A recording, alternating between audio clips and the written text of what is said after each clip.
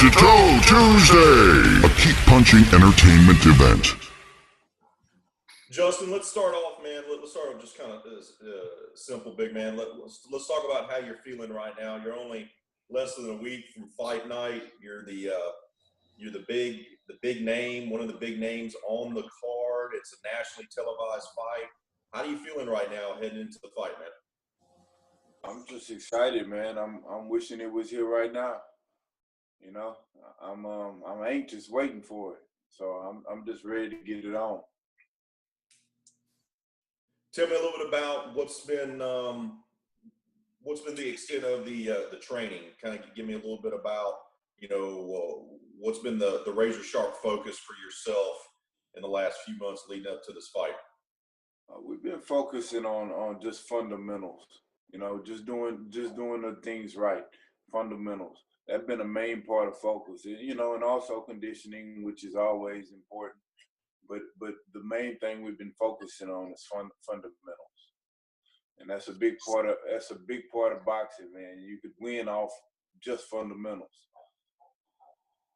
It took a little bit about your style of boxing. What is your strength? What are you known for maybe the folks that haven't had the opportunity to see you on TV or see you in person fight? For those folks going to the fight on Tuesday are going to be watching it on Tuesday. What can they expect to see out of you? What's Triple J about in the ring? Well, I think when describing myself, my style is very adaptive. You know, I do what I need to do. You know, I think my best punch is actually the punch that lands. So whatever open, I'm able to adapt to get to find the open shot, or I'm able to change styles. If I need to brawl, I can brawl. If I need to move, I can move. If I need to just jab, I could jab. I could do a lot of different things in there. I think playing all the different sports over the years, I'm just real athletic, so I can do a lot of things. And I think that's my strength. A real big strength of mine is my foot movement. I got real good foot movement for a heavyweight. I got power in either hand. I'm ambidextrous, so that's definitely a benefit to me. So I think I was just bred for boxing. I think it's my calling. Let's talk a little bit about that. Let's go back, go back. I know you were a huge star at St. Martinville High. I know you played for Coach Carroll there. I know you were a two-way player in the football field, I think tight end and linebacker, if I remember right.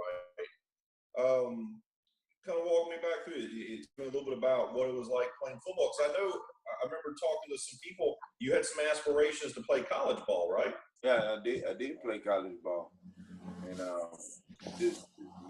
I just can't speak enough good things about playing high school football, man. It really shaped me and prepared me for what I'm doing now.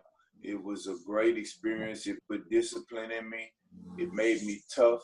You know, I think football is one of the toughest sports out there. You know, physical toughness, and you got to endure a lot of stuff when you're in the boxing ring. And I think that kind of like paved the way for me. Just overall, my skills, they all stem back to football, man. And so it was a great experience for me, a great learning experience and preparing experience. Besides football, what else did you play back in high school, Justin? I ran track. We actually went to state and track, man. We had a great track team, man. And that's all I did. I wanted to play basketball, but you know, I cut it short. I was too busy with football and track, you know. So them was my two sports that I played. You were on the relay team in track, yeah. or relay team. The 4x1 or the 4x2? 4x2.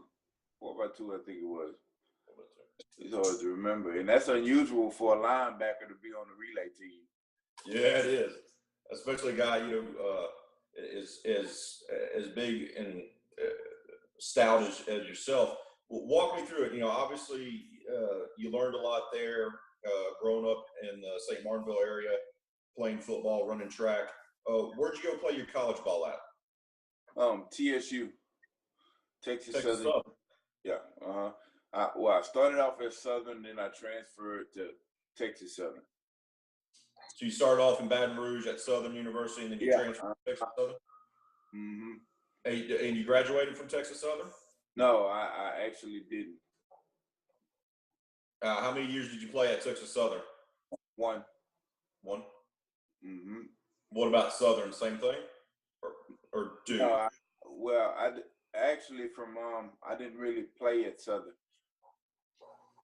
But you signed with them coming out of school? No, I didn't sign with them. I did get a scholarship at TSU. Okay. So what happened with football, man? I mean, it's obviously you found your calling, what you're supposed to be doing, and that's in the fight game. Uh-huh. So what happened with football? Obviously, you were a talented player. Did you just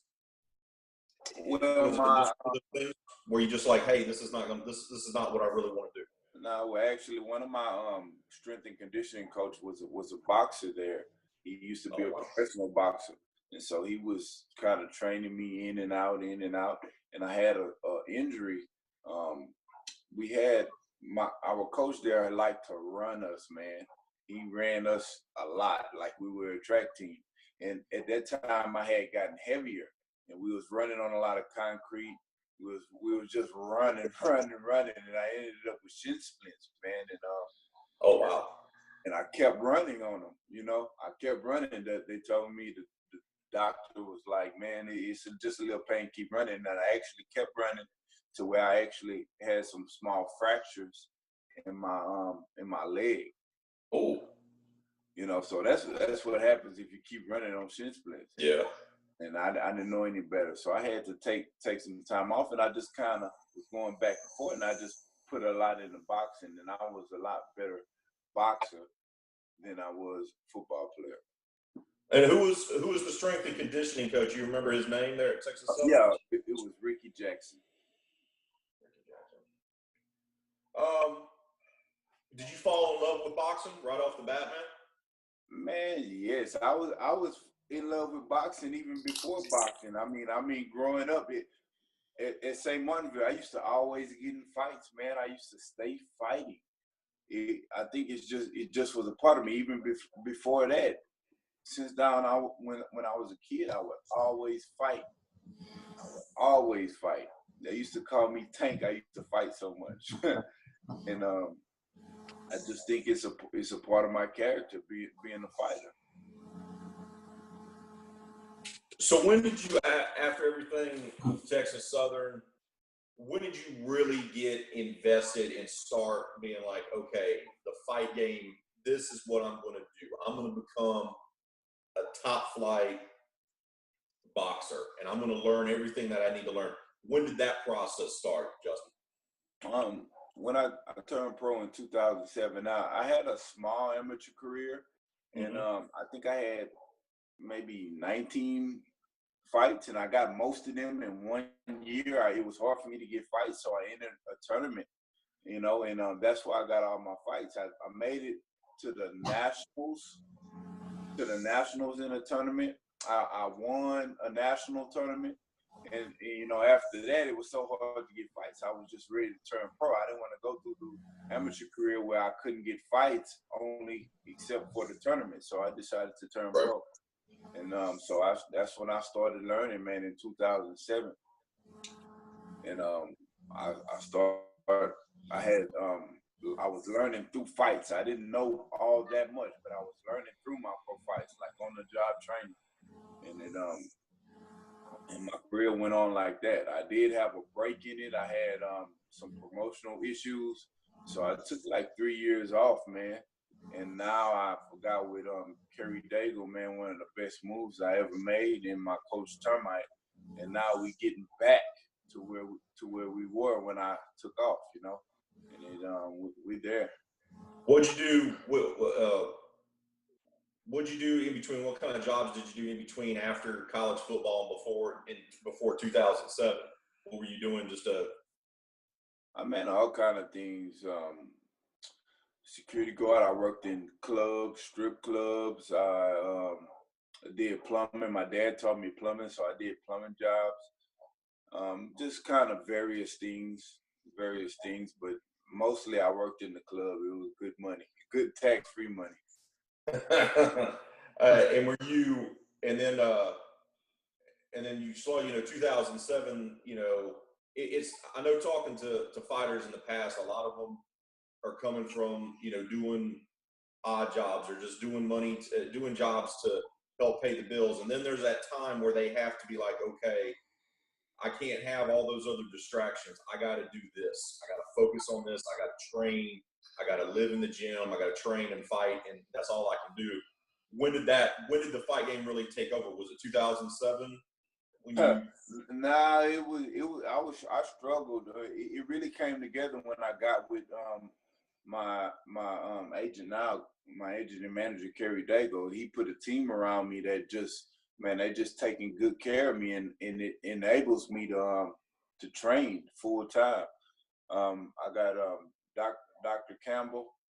He's one of my co-managers, and he came in, and Kerry brought him in, and they just been doing an excellent job, man, with the people they putting around me, with nutritional people. Man, I'm telling you, this is a grade A team they have around me, and it's just bringing the best out of me.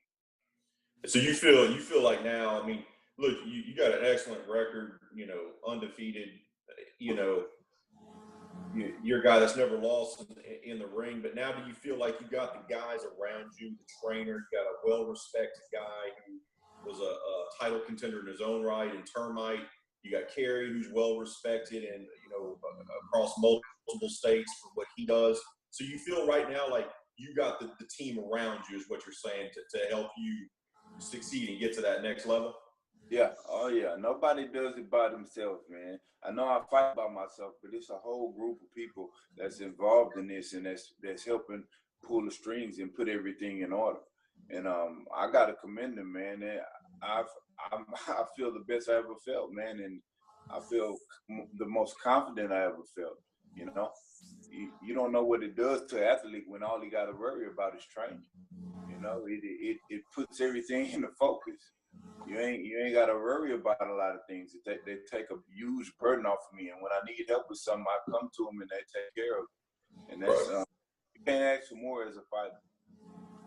That 3 years off that you had to take off before you got with Termite and before you got with Mr. Kerry, what did you do then, man? Did you just go back to working security in the club? Clubs, man.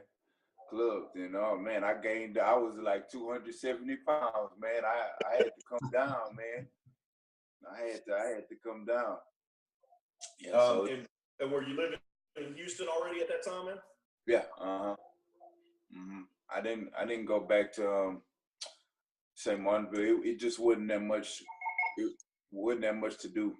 It's not. Yeah, opportunities are few and far between back in the hometown. Mm-hmm. I probably would have been 300 pounds. I went back, man, because I left food out there. Let me, Justin, let me ask Termite a few questions here, if you don't mind. All right, go ahead. Termite, tell me a little bit about when you first saw Justin. Obviously, he had, he'd been out of the fight game. He even admitted he missed right there where he gained a little bit weight. But what did you see out of him that you thought, hey, this is a guy, this is a young man that I can work with and that I can develop? What was it that you saw in him? Well, it's kind of twofold. I had met Justin prior to the time that he took off. And so I knew some of the things he was going through, and I actually supported him, even though I just knew him. We were acquaintance friends. But I supported him because I knew what was going on behind the scenes. The teller for me was when Kerry Daigle called. Kerry and I have been friends for a long time. And quite frankly, if you come to my gym right now, you'll notice I don't have any other professionals. All right, don't want any. I got one kid that Kerry and I are picked that's undefeated as an amateur that we're going to be turning pro very soon. But other than that, I've stayed away from pros because they're a pain in the butt. all right, in many cases. And when Kerry came to me, it wasn't even a question. I mean, all he had to do is, it was as simple as, hey, Termite, I need you on this. And I said, okay, because again, Kerry and I's relationship was just that way. If he came to me, I knew it was something good. We started working together. And then, of course, Justin sold himself to me in his kindness. That's very important to me. I don't want any cocky guys around. I don't want to be around that kind of stuff. I surround myself with the right people and the right fighters. And then his willingness to pay the price, his willingness to be at the gym every day. And of course, it just grew on me. And of course, if you know Justin, you love him. And when we see each other, we hug each other. It's every single day. And that's the kind of relationship that we have. And we go to church together. We serve God together. Yesterday, we were working with kids that were from being bullied at school. We were doing that yesterday in the gym. So, boxing's a major factor, of course. Right. It's bigger than boxing, much bigger. Our friendship is. With your background, you're the youngest, I want to say you're the youngest Golden Glove champion at 16, or the first 16-year-old to ever become a Golden Glove champion.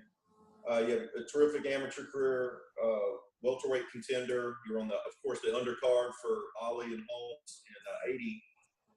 With all of your experience, and then, of course, the training that you did for the Olympic hopefuls there in Iraq for the Athens Games, you have all this experience.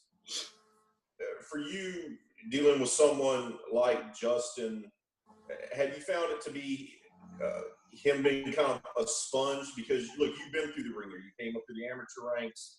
You were in the pro ranks. As anyone that kind of knows your story, you kind of had a little bit of a downfall yourself. Got right with God. Yeah. So do you find it to be a situation where this is someone that you can kind of teach all your life lessons that you learned yourself throughout your entire career in your own personal life? Have you found that with Justin? I do. I love it that he is like a sponge. He'll sit there for hours if I let him and just talk and soak up things. And of course, as a trainer, as a friend, as a mentor, I love that. Matter of fact, if it wasn't that way, we wouldn't be together. I'm in a position that I pick and choose who I want to work with. And I choose him, of course, because he is like that sponge. He listens very closely, and we have a deep relationship. I told you we serve God together. Right. We also, Justin's had some things happen just recently in his life that's been tough, and he come to me, because I'm here, and that's what, in my opinion, friends do, but that's what good coaches do. You got to know your people and know each other, and we have that kind of relationship. Justin, back to you. I know talking to some folks, some of the things that have happened to you. You lost a loved one. Is that correct? Yeah, my father passed recently. When did that happen? The day before Father's Day. Oh wow. As someone who's lost their pops, I know it's something that kind of sticks with you, whatnot. What was that like when you found out that your dad had passed, Justin? Man, it was horrible, man. It was horrible. I was actually driving when I found out. I thank God I didn't wreck the car, man. I was actually coming from a sermon that T.D. Jakes had came down here, and I wanted to see him. And I went in there, and he was speaking on how, God's gonna take people out of your life. And right after that sermon, man, I called my dad to tell him about it, because it was a good sermon. And he didn't answer because he was asleep a lot, and he would usually call back. But somebody had his phone and they was calling back. I thought it was him actually, man. And it was my uncle telling me that he was gone, man. And it was very painful, because you know, I was going to see him the next day. You know, I hadn't seen him in a while. It was very hard, man, because we had planned to see him. We were just arguing, me and my sister, about what we was gonna bring him for Father's Day, man. So that it was a really painful situation, man. To especially on Father's Day, on the day before Father's Day. I can't describe how it made me feel, man. And until this day, I still just, you know, I'm a big guy, but I cry about that, man. Still, when I think about it, man, about things I didn't get to say, things I didn't, you know, get to talk to my father about. It's gonna be a hole there. It's gonna be a hole there, and it's just painful. I don't even like talking about it, man. I ain't gotta. I'm getting through it, but I ain't got a hold of it yet. Was was your pop a big fan of you being a fighter, a big supporter? Was he looking forward to you? Oh man, he was very proud of what I was doing, man. And you know, he was a fighter too, not a fighter in the way that I'm a fighter as a professional, but he was a street fighter, you know. So he used to say, "Yeah, you got it all for me. I used to fight all the time, man." And he just loved what I do. And whenever he can come to the gym, he would come. I would try to keep him away, you know. Mm-hmm. He would put strain on him sometimes to come. But I remember when he first got sick, he couldn't barely stand up before he was in a wheelchair. He used to come watch me train, and I was struggling. I remember him getting up, and he was struggling his dang self and pushing me to work harder, you know. And that's one of the memories I have of him helping me while he was struggling, you know. And that's just what kind of father he was. He still, even when he was battling himself, he still was there to kind of push you and to support you and to love you. Yeah, I like that. What was your pop's name, Justin? Michael Jones. And he lived back here. He lived in St. Martinville. He was in Houston. He was in Houston. Mm-hmm. Tell me a little bit about the bond that you kind of have with Mr. Watkins, Termite. You know, he even admitted, he says he's not big about taking on pro fighters. You know, he likes working with the amateurs, but there was something about you, and he just connected with you guys, just kind of connected, and you guys have really developed a friendship. Talk a little bit about what you've been able to learn working with him, not only him as your trainer, but the friendship that you guys have developed over the last few years. Well, first of all, based on the friendship, a lot of things that I've been going through, he's been through. And when you have somebody that's been through and made it through the things that you're facing, you know what I mean? It's always a good relationship because they're able to guide you through those problems and guide you through that hard time and those ups and downs. So on that part, man, it's been amazing, you know. It's been amazing. He really helped me. He really helped me with some things with my marriage and some things, you know, with my dad, you know, because it happened to him before, and he's just able to give advice, and it's a lot easier for somebody to come from you if they've been through what you've been through. You know what I mean? They really know how you feel, so to speak. And on the boxing tip, man, it's you know, Termite Watkins had a lot of fights, man. A lot of fights. He has a lot of experience, and that stuff transfers over to me. You know, a lot of small things he helped me with. I remember coming to him, I was throwing bombs every punch. You know, bombs, just trying to overwhelm guys, and he really settled me down and taught me how to box and outsmart people. And that's one of the biggest things he's taught me. And it helps me set up bigger punches, you know. It helps me hurt people more. When he's taught you how to he's helped you transform yourself from a fighter to a boxer. Yeah.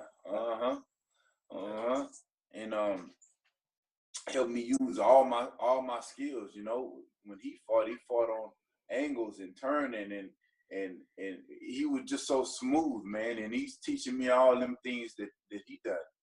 And it's gonna be. I already know it's beneficial. You guys gonna see it on the 18th. But I can't speak enough about the things that he's taught me as a fighter. I mean, you can't get that kind of experience, you know, from most trainers. Termite, tell me. I'll just ask you pretty just straightforward. Obviously, seeing some videos and talking to some folks, Justin has what it takes. Yet his profile is still, people don't necessarily really know him. So what's going on there? Is it, you know, obviously you guys got a great opportunity for him to have, you know, big televised fight and people get to know actually who he is and what he can do. Tell me a little bit about, is it just simply Justin's on the cusp of becoming more of a household name? What's the process there?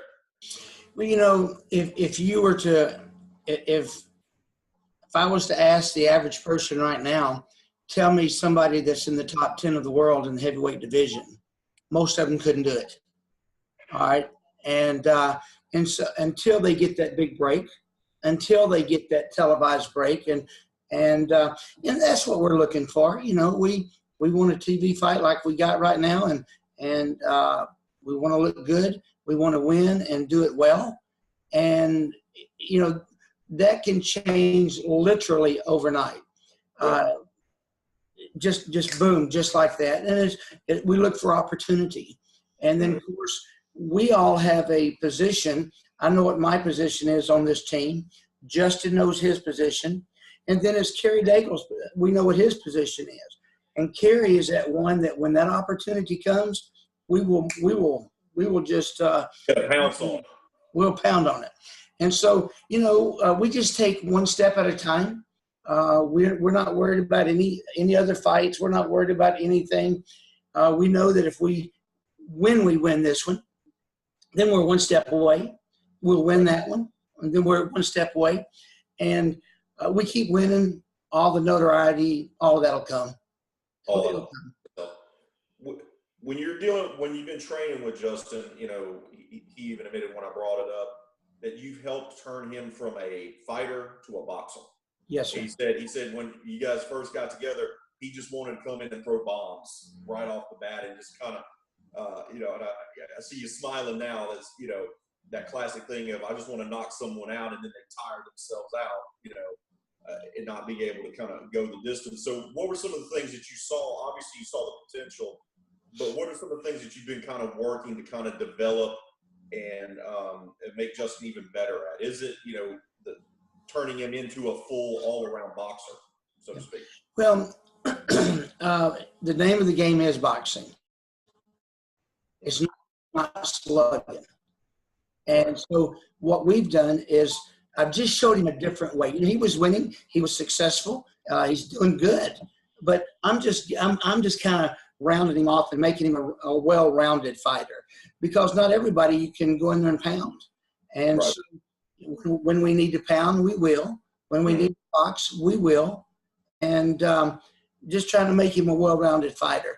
And one of the things that I think has been the biggest breakthrough to him is knowing that he doesn't have to go in there and just try to rip somebody's head off. It was so funny, I won't name any names, that we're boxing a guy that's about 6'6", about 270 pounds. And when they first started, it was a slugfest. And just last week, I told him, I said, Justin, you're going to stay in the ring today until they don't want any more. And this guy's good.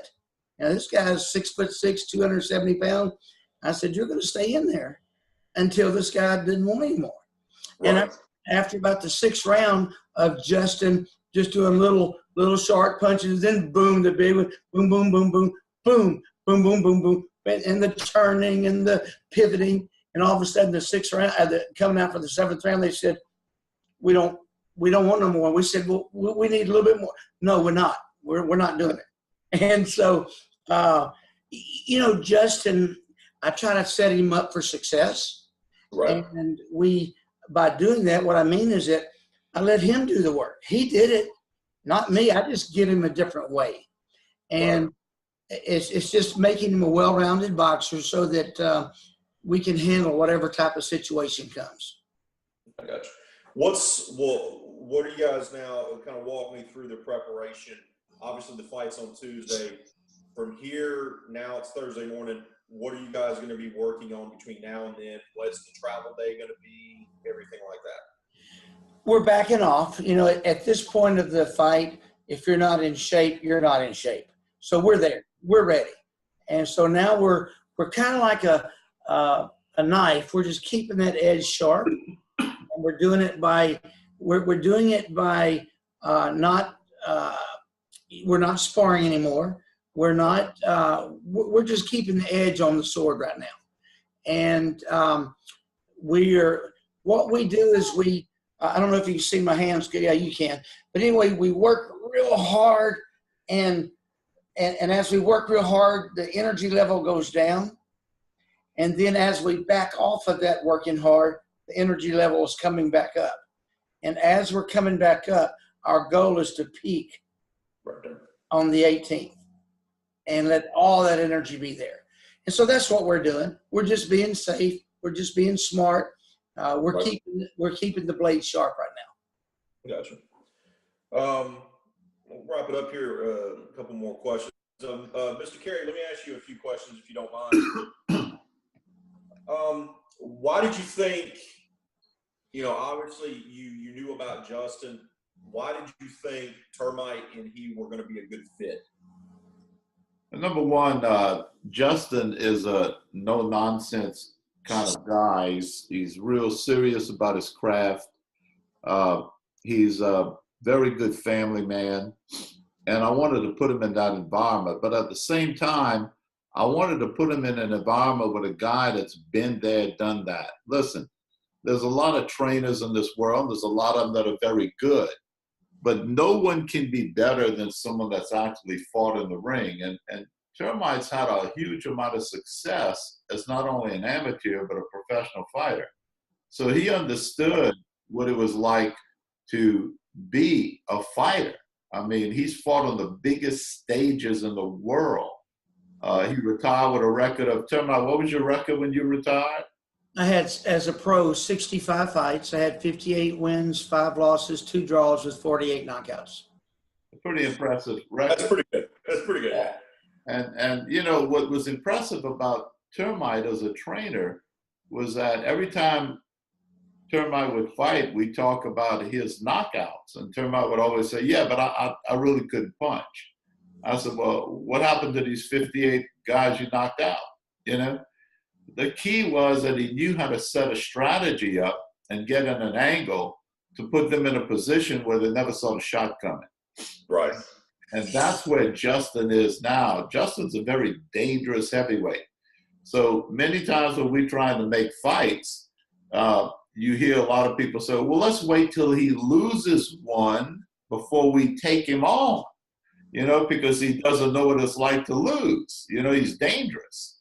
So it's a little challenge to get him into a major fight. Now, recently he had a draw, and I thought that would help us having a draw, but it didn't help us at all. And that's a big challenge.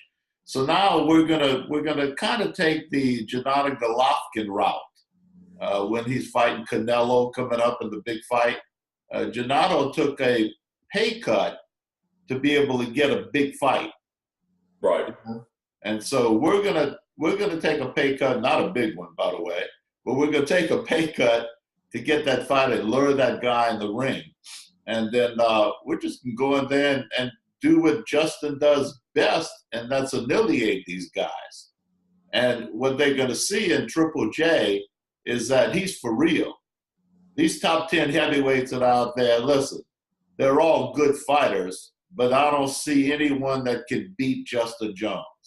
And we're going to go in there. I don't care who it is. Give us a name. Make the fight. Let's go. We're ready for it. So we're looking to fight for a championship within probably an NABO or a title, a French title that puts you in the top 10 in the world, and win that championship and then go chase these guys down. And we're going to be going to the fights. We're going to be watching these guys fight. We're going to be talking to them, and we're getting after it. But we're looking for anybody who wants to step up to the plate and say, okay, I'm ready to fight Triple J. So we're going to push the envelope more than we've ever pushed it. But it was preparing Justin too to get there. And mentally he's there. Physical gifts are there. Physical is not a problem. Conditioning is not a problem. Gifted as far as skill is not a problem. The number one skill you have to work on is mental fitness. And this guy mentally is fit right now to be able to go in there and not just win, but destroy his opposition. And we're ready to go after him. And I've got the best guy that can mentally get him prepared, not just physically, but get him physically and get him mentally prepared is Termite Watkins, because he's been there, done that. And he's got the right demeanor. Everybody in the world knows Termite. They know his background. They know his history. And they know that he's a guy that if he came out to train someone, it's someone that can fight. And here we got him. This guy's going to be a champion. Take a good look at him. Pay attention, because it's right around the corner. We're bringing a championship home. Good. Justin, we'll wrap it up with you, big man, with just a couple of questions. How excited are you to, I know you've boxed in your home state before. How excited are you to have people in your hometown that are going to probably be coming up for the fight and everything like that? What's that like? Because people can only have to drive a couple hours to come see you live in person. That's a wonderful feeling, man, and being that I'm feeling good, and like I told you, I got the best team around me. It's probably, I know it's gonna be one of my best performances, and it just feels good now that everything's in the right place. I can't describe how exciting I am to perform in front of all my friends and family. It's always a plus doing that, and it drives me forward. So I'm really happy about that. And tell me a little bit about you're going by Triple J now, but obviously it's your nickname for a while was Jawbreaker. So how do you want people to call you out, man? How do you want people to know you? You want them to know you as Triple J or? Well, Triple J, listen, Triple J, Justin Jawbreaker Jones, baby. That's who he is. He's still the Jawbreaker. I love it. Justin, let's wrap it up with this, man. So obviously you're in a great place right now with your career and everything like that. Do you feel that after a couple of starts and stops and everything, do you feel you're right now, the sky's kind of the limit, that you're about to ascend, so to speak, with the team that you got around you, with the support that you have? You feel like you're on the cusp of making it big time? Man, I know I am. All the things I've been in through my life, all the circumstances, they all led to this point. And now it's do or die. I'm right on the bridge, I'm on the diving board. I'm about to jump into the pool, and I'm about to cannonball that sucker. It's going down. So it's all or nothing. It's all or nothing. That's the point I'm at. It's all or nothing, and I give them my all of this, and it's gonna show. Perfect. Yeah. What's all right?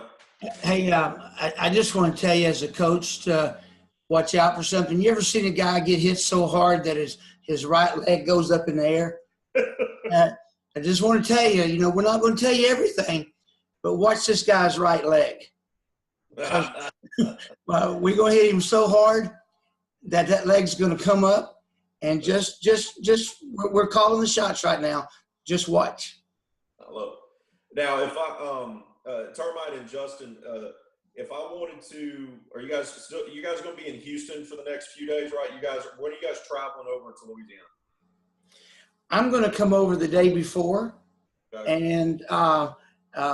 And then we'll probably get Justin up there a couple of days before. We don't want to get him there too far in advance. Well, the reason why I asked is because I wanted to see if I could reach out to a freelance photographer over there in Houston to maybe come and take some nice portrait shots of you guys at the Okay. gym, either maybe today or tomorrow. Is that possible? Yes, sir, it is. Just, you know, give them my number, have them call me. We'll make special arrangements to work with you guys and to help you. Perfect. And Mr. Termite, can you give me your number if you don't mind? 832-212-4274. Kerry, is that okay with you if we bring somebody in the gym? Oh, absolutely. All right. I used to work in Beaumont, so I still have a lot of contacts over in Southeast Texas, and I used to use some freelancers back in the day in the Houston area. So I was going to call them today. Sure. And, see if they could just come by the gym for us and do me a solid and take some nice photos. Yes, sir. Of you two. So. Well, the reason I asked Kerry is that we put a stop to people coming in the gym, but we will do this for you. We've just put a stop that yesterday I let some kids come in there because we're real big about giving back. And Justin got to talk to about 8 or 10 kids yesterday. And it was just the kids and him. And so we're at this point of the game, we're very cautious and very thankful of who we let in the gym. But sure, come on, bring it on. Let me explain to you one of the reasons he asked that question too. If you go on YouTube, you're going to see a lot of videos of Justin working out. Every video that was on YouTube of him in a complete fight is not on YouTube anymore. So they don't know what the heck to expect. That bell rings, they don't know who's showing up. They don't know who's there. You know, there's a couple of clips of him knocking a couple of guys out, but that's about all you're going to see. Right. So we've kept him as away from people as scouting. They Smart. They go to the gym. They're not allowed in the gym unless Termite doesn't know them. They don't come in. That's right. So nobody comes into scouting. That's not being done. And that's why people are a little hesitant when you say his name. They say, well, you know, the negotiation stalls for a little while, but that's over with. We're chasing them down now. It's not anymore negotiating. We go and get them. And this fight is an important fight. This is a fight where Justin's we got to have all the brass, everybody that's anybody in the sport of professional boxing is going to be at this show. And they're going to be watching this guy fight. On the undercard, also fighting is the former heavyweight champion of the world, Prince Charles Martin. Right. That you're going to walk into a show and you're going to see two heavyweights on the undercard. One a former heavyweight champion of the world, and the other one an undefeated heavyweight on the undercard. And you're going to see that. That's a remarkable show. Both of these guys can carry themselves in a main event fight on national TV without any question. This is the biggest show ever to hit the South. And it's going to be right there in Alexandria, Louisiana. Ticketmaster.com, Rapides Parish Coliseum. Get your tickets because it's going to be hot. Perfect. Mr. Kerry, the last question for you. The press credentials that I applied for, am I going to pick them up there at the Coliseum today? Yeah, whenever you come, you just call and I'll have them for you. Perfect. Well, guys, that's all I needed. Justin, I just wanted to say thanks for taking the time out to talk to me, and best of luck to you, man. We'll be rooting for you, and I'll be there watching you on fight night. All right, man. Good deal. Thanks again, man. Best of luck. Hey, we'll see you. Toe to Toe Tuesday, a Keep Punching Entertainment event.